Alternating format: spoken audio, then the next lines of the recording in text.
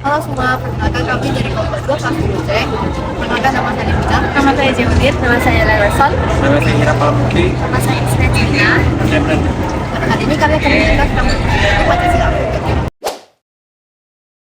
Pancasila adalah dasar negara dan ideologi Indonesia, mencakup fungsi sebagai dasar negara, pandangan hidup, asas persatuan, jati diri, ideologi, budaya, dan filsafat bangsa.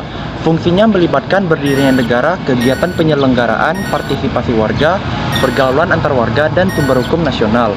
Sebagai asas pemersatu, Pancasila mengarahkan perbedaan suku bangsa pada persatuan. Nilai-nilai Pancasila tercermin dalam adat, budaya, dan kehidupan sehari-hari. Sebagai ideologi, Pancasila memiliki kekuatan mengikat bagi seluruh bangsa Indonesia dan berlaku dalam konteks sosial politik. Sebagai identitas nasional, Pancasila membedakan Indonesia dalam pergaulan global. Nasionalisme adalah suatu keinginan besar untuk mewujudkan persatuan dalam bernegara. Dengan adanya persatuan ini, maka kondisi negara akan menjadi kuat dan tidak mudah diguncang dengan masalah dari dalam maupun dari luar. Tanpa adanya sikap nasionalisme, persatuan negara tidak mungkin terwujud. Sebagai landasan ideal, Pancasila menjadi acuan dalam konstitusi Indonesia dan harus tercermin dalam kehidupan sehari-hari masyarakat Indonesia. Dasar negara Indonesia mencakup 5 sila yang melibatkan prinsip-prinsip seperti ketuhanan, kemanusiaan, persatuan, kerakyatan, dan juga keadilan. Sila pertama yaitu ketuhanan yang Maha Esa, menegaskan keberadaan Tuhan sebagai prinsip utama. Sila kedua, kemanusiaan yang adil dan beradab. Sila ini menekankan penghormatan terhadap martabat dan hak asasi manusia. Sila ketiga, persatuan Indonesia. Sila ini mengajarkan pentingnya persatuan dalam keberagaman.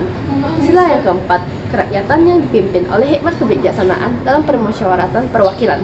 Sila ini menekankan dan menciptakan dasar bagi sistem pemerintahan demokrasi dan juga melibatkan partisipasi rakyat. Dan sila kelima, keadilan sosial bagi seluruh rakyat Indonesia, menegaskan perlunya keadilan dalam pembangunan sosial dan menciptakan masyarakat yang setara dan adil. Pancasila adalah sumber dari segala hukum dan merupakan hukum tertinggi yang ada di Indonesia. Nah, Pancasila ini juga sebagai sumber dari segala hukum. Sumber hukum maknanya adalah sistem hukum nasional wajib berlandaskan Pancasila. Kedudukan Pancasila ini lebih tinggi daripada UUD 1945 dalam tataran teori norma. Pancasila berkedudukan sebagai sumber dari tertib hukum negara Indonesia. Permasalahan bangsa sekarang ini akan dapat diselesaikan jika segenap elemen bangsa memegang teguh nilai-nilai Pancasila. Contohnya, pada tahun 2006, Lia Edet divonis bersalah melakukan penodaan agama dan dihukum 2 tahun penjara. Ia kembali ditangkap oleh polisi pada tahun 2008. Pancasila merupakan pandangan hidup bangsa, memiliki fungsi utama sebagai dasar negara Indonesia. Pancasila sebagai dasar negara Indonesia memiliki kedudukan yang sangat penting dalam kehidupan politik bangsa Indonesia. Dalam kedudukannya, yang demikian, Pancasila menempati kedudukan yang paling tinggi, yaitu sebagai sumber dari segala sumber hukum atau sebagai sumber hukum dasar nasional. Dari video ini, kita dapat menyimpulkan bahwa Pancasila adalah sumber dari segala hukum dan merupakan hukum tertinggi yang ada di Indonesia. Pancasila sebagai sumber dari segala sumber hukum, maknanya adalah sistem hukum nasional wajib diberlandaskan Pancasila.